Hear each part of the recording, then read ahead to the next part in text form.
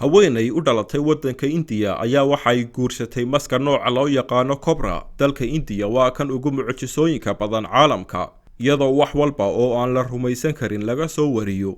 Dhacdadan oo tusaale u ah in waddankaasi India yahay wadamada ugu mucjisooyinka badan caalamka, sida uu ku waramayo wargeyska Hindustan Times. Haweenay 30 jir ah ayaa loo guuriyay mas Cobra ah, kaas oo la sheegay in ay jeclayd muddo 3 sano ah. Dhacdadan ayaa wargeysyo badan soo qaateen. Sababta arooskani u dhacay ayaana lagu sheegay tuulada ay gabadhani ka soo jeedo, iyadoo laga aaminsan yahay in qofkii guursada mas uu tuulada oo dhan u horseedayo nasiib wanaagsan iyo horumar aan la malaysan karin. Sixiroolayaal tuulada degan ayaana arrintan soo jeediyey. Waa sida wargeysku uu ku waramayo, waa markii ugu horeysay ee taariikhda caalamka la arko haweenay mas guursatay, balse India tani la yaab kuma noqonayso maxaa yeelay maalin walba ayaa waxa dhaca dhacdooyintan ka daran.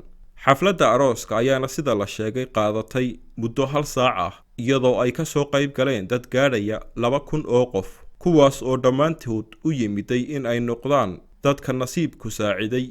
Haweenaydan ayaa dhibaato caafimaad kala kulantay kadib markii ay isku dayday inay maskaasi galmo la samayso, iyadoo aaminsanayd inay ilmo u dhali doonto, balse maska ay gelisay meel aan loogu talagelin ayaa waxay kala kulantay qaniinyo badan oo sun wadata, iyadoo masku uu u gudbay ilmo-galeenka haweenaydaasi. Intaas wixii ka dambeeyay waxaa loola orday dhakhtarka, iyadoo gashay qalliin qaatay 3 saacadood. Dhakhaatiirta ayaa sheegay inuu masku dhaawacyo badan u geystay ilmo-galeenkeega oo aysan mustaqbalka waxba dhali karin. Haweenaydan oo arrintan jaahilnimo iyo diin la'aan ay ku kaliftay ayaa ugu dambeyntii tuuladeedii ku soo laabatay. Fikirkii jaahilnimada ahaana uu ka baxay, iyadoo xabsiga loo taxaabay raggii sixiroolayaasha ahaa ee u qalqaaliyay haweenaydan inay guursato mas Cobra ah.